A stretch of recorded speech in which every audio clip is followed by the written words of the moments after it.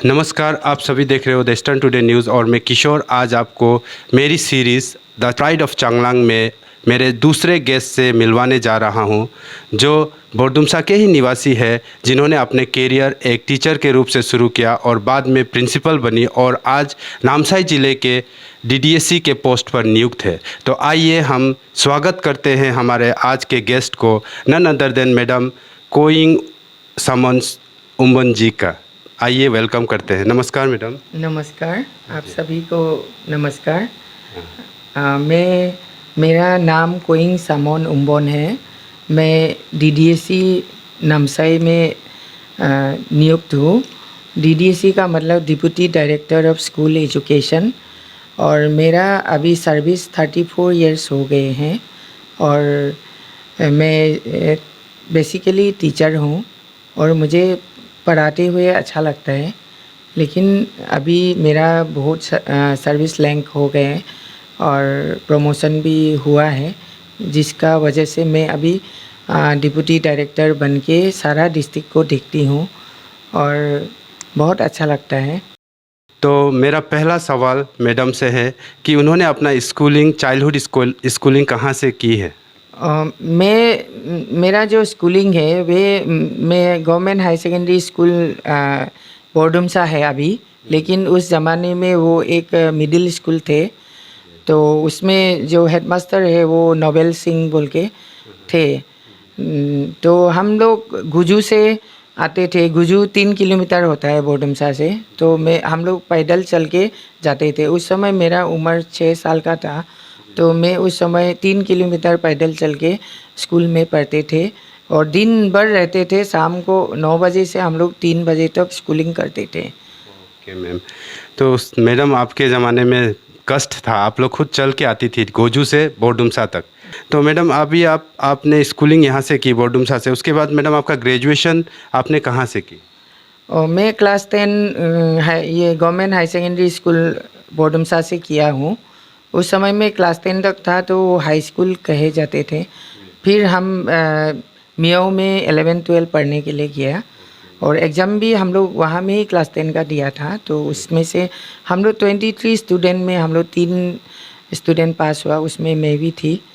तो हमारा स्कूलिंग फिर हाई सेकेंडरी लेवल का मियाओ में हम लोग 2 साल पढ़ा। उसका बाद मैं सेकेंड डिवीज़न में आया। उसका बाद मैं पासीघाट में जवाहरलाल नेहरू कॉलेज में दाखिला लिया। फिर वहाँ उस समय में 2 इयर्स बीए चल रहे थे, लेकिन मैंने 2 इयर्स बीए करने का बाद फिर ऑनर्स किया। तो मैं पॉलिटिकल साइंस में ऑनर्स किया। उसका बाद मुझे नौकरी मिल गई, तो मैं जेटी के रूप में ज्वाइन किया। ज्वाइन करने का बाद फिर मैं सोचा हायर स्टडी करेगा, तो मैं और ये डिब्रूगढ़ यूनिवर्सिटी में मास्टर किया। तो उस समय में मृगेन दास सर बोल के हम लोग का हेड ऑफ डिपार्टमेंट है, उन्होंने कहा या तो आप पढ़ाई करो या फिर नौकरी करो, क्योंकि मुझे उस समय जूनियर टीचर मिल गया था। तो मैं सर को बोला होगा तो मैं नौकरी को छोड़ दूंगी, मैं एमए जैसी भी कर लूँगी। तो सर ने बोला होगा नौकरी भी करो, लेकिन आप प्राइवेट में एग्ज़ाम दो बोला है। तो मैं प्राइवेट में ही एग्ज़ाम दे के एमए 2 इयर्स में क्लियर किए। मैम, तो ऐसा कुछ इंसिडेंट बताएंगी जो स्कूल में आपके साथ हुआ और जिससे बच्चे कुछ आपसे ज्ञान लेते हुए फ्यूचर में वो अच्छा कर गया, ऐसा कुछ आप इंसिडेंट बताएंगी जो आपके लाइफ में हुआ होगा? ऐसा तो बच्चा लोग का साथ में बहुत ऐसा हुआ है, जैसे कि ये स्कूल वीक मनाते थे पहले, तो वो 1 सप्ताह तक मनाता था। तो उसमें क्या होता है ना, बच्चा लोग मिलजुल के अपना करियर नहीं सोच के, बहुत सारे बच्चे जो स्कूल से शादी करके चला जाता है, कुछ कुछ होता है। तो इसलिए मैं जिस स्कूल में भी जाता हूँ वो स्कूल वीक को बैन कर देती हूँ, लेकिन वो लोग को खेलने का पूरा मौका देती हूँ। और जो स्टूडेंट यूनियन है, स्टूडेंट यूनियन को भी मैंने बैन कर दिया जो जगह में भी गया हूँ, क्योंकि गवर्नमेंट का भी वो है कि गवर्नमेंट का भी इंस्ट्रक्शन है कि स्कूल वीक ये सब बैन होना है। तो नाइट प्रोग्राम जितना है उसको बैन करके बच्चों ने बहुत एंजॉय किया। जैसे कि उन लोग पहले तो मुझसे नाराज़ था, झगड़ा भी करने आया। तो मैंने बोला अभी तक तो आप लोग अपना मर्ज़ी से चला है, अभी मेरा जो मुताबिक है चल के देखो एक बार। अगर अच्छा नहीं लगता है तो बाद में हम लोग बदल सकते हैं, लेकिन मेरा रास्ता में भी चल के देखो। तो बच्चों ने माना। उसका बाद इन लोग इतना खुश हो के इतना पढ़ाई किया। मैंने हम लोग का स्टेट लेवल में भी टॉपर भी आया था एक बार, फिर एक बार सेकंड में भी आया है और रिजल्ट भी बहुत अच्छा हुआ है। तो मैम अभी अभी जिस तरह से आपने डीडीएससी का पद संभाला है, प्रिंसिपल के बाद डीडीएससी का पद, तो इसमें भी शायद बहुत सारा बर्डन आपके सर में आया है, तो उनके विषय में भी कुछ आप बताएंगे। और डीडीएससी का एक्चुअल में पूरा डिस्ट्रिक्ट को संभालना होता है, तो इससे आपके ऊपर तो बहुत सारा लोड आया है, तो उसके बारे में काइंडली थोड़ा हम हमारे दर्शकों को बताइए। हाँ, डीडीएससी ये है deputy director of school education है, तो पूरा एडमिनिस्ट्रेशन को देखना पड़ता है। फिर जो टीचर्स का सर्विस बुक वगैरह पेमेंट वो सब देखना पड़ता है। और जितना डाटा है स्टेट लेवल में डाटा अपलोडिंग का काम सारा डीडीएससी को होता है। फिर ट्रांसफ़र पोस्टिंग वगैरह, तो फिर स्कूल का एकेडमिक इसको भी देखना पड़ता है। तो कभी जैसे कि मीटिंग वगैरह में जाना है, तो काम तो बहुत ज़्यादा है, लेकिन मैं इसको स्पोर्टिंग वे में लेती हूँ, इसलिए मुझे बर्डन नहीं फील हुआ है आज तक। यहाँ पे जो ड्रग्स रिलेटेड प्रॉब्लम होता है, बहुत सारा प्रॉब्लम है, कहानी रिलेटेड ड्रग्स रिलेटेड प्रॉब्लम है, तो उसके विषय में भी आप कुछ बोलना चाहेंगे अपने यूथ को, हमारे चांगलांग के यूथ को, कि वो किस तरह से इस कहानी ड्रग को अवॉइड करें। तो आजकल गवर्नमेंट का भी एक तो पॉलिसी है, एनडीपीएस बोलता है, वो ड्रग्स वगैरह ये सब से दूर रहना है।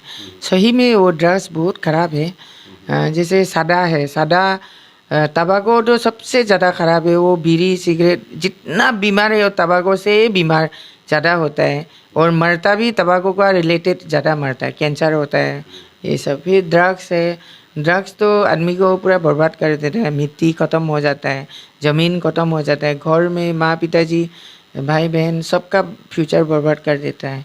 फिर कहानी भी वो सेम ही है, एक स्लो जाता है, एक रास्ते के लिए होता है। तो दोनों चीज़, कोई भी नशा हो वो ख़राब है, इसलिए बेहतर है हम लोग वो सब में नहीं जाना है। मैडम ये मेरा आखिरी सवाल है। मैडम जैसे कि हमारे यहाँ बहुत सारे टीचर्स हैं, रेगुलर टीचर्स हैं, कॉन्ट्रेक्चुअल टीचर्स हैं, और कभी रेगुलर टीचर प्रिंसिपल भी बन सकता है, और वो कभी डीडीएससी भी बन सकता है, जैसे आप डीडीएससी की मुकाम को हासिल कर चुके हैं। तो हमारे जो टीचर्स हैं, हमारे अरुणाचल के टीचर्स हैं, हमारे चांगलांग डिस्ट्रिक्ट के जितने भी टीचर्स हैं, उनको मोटिवेट करने के लिए आप कुछ कहेंगे कि इस विषय में?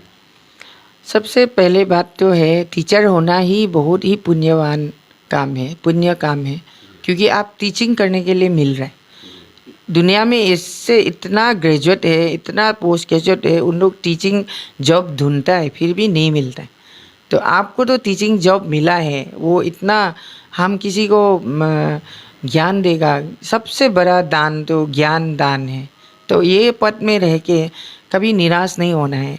और शिक्षक कभी भी असमर्थ नहीं होता है, शिक्षक हमेशा समर्थ होता है, क्योंकि आप एक सोसाइटी को जगाने के लिए आपके पास आपका बच्चा है, वो 20 साल का बाद में वो एक तो युवक बनेगा, एक सिटीजन बनेगा, तो आप उसको पूरा ज्ञान देने से आपका जो काम है वो फुलफिल होगा। और दूसरी बात है प्रमोशन वगैरह के लिए स्काई इज़ द लिमिट। हम अगर कोशिश करेंगे तो कहीं भी हम निकल जाएंगे, लेकिन बेकार काम नहीं करने वाला को तो कोई डीडीएससी भी नहीं देगा, और कोई प्रिंसिपल बन के भी वो सक्सेसफुल नहीं होगा। तो प्रिंसिपल बनने के लिए तो आपको आपका टीचिंग क्वालिफिकेशन ग्रेजुएट होना है, पोस्ट ग्रेजुएट होना है, साथ में बीएड कंपलसरी है। और आजकल जो बेस्ट टीचर अवार्ड भी मिलता है, उसमें अपने आप रजिस्ट्रेशन करना है, आजकल ऑनलाइन में रजिस्टर करना है। तो बहुत सारे हमारे टीचर्स है वो शर्म करते हैं, हम खुद क्यों मांगेगा, लेकिन प्रोसेस ही ऐसा किया है, तो आप खुद ही रजिस्टर करो, देना नहीं देना तो वो एडमिनिस्ट्रेशन का काम है, लेकिन एटलीस्ट आप उसमें अपना नाम तो दे सकते हैं ना। नाम देने में तो कोई ख़राब नहीं है। जैसे हम लोग नौकरी के लिए अप्लाई करता है, तो अप्लाई किया तो मिलता है बोल के तो नहीं, फिर भी तो हम करते हैं। तो इस तरह से हम अपना जो ज्ञान है उसको बढ़ाना है, फिर हम जिस स्कूल में हैं उसमें बदलाव आना है। हम हैं तो पहले जैसे चल रहा है ऐसे ही चल रहा है, तो आपका होना नहीं होना बराबर है।